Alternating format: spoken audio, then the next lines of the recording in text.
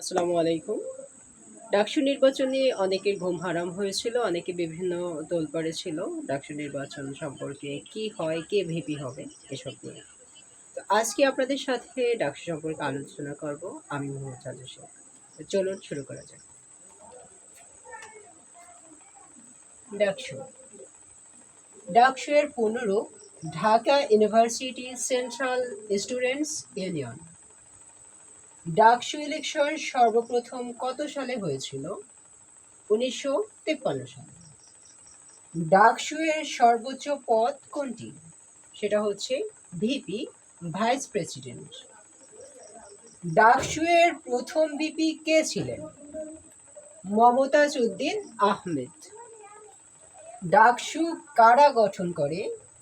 ডাকসু গঠন করে হচ্ছে ঢাকা বিশ্ববিদ্যালয়ের শিক্ষার্থীরা।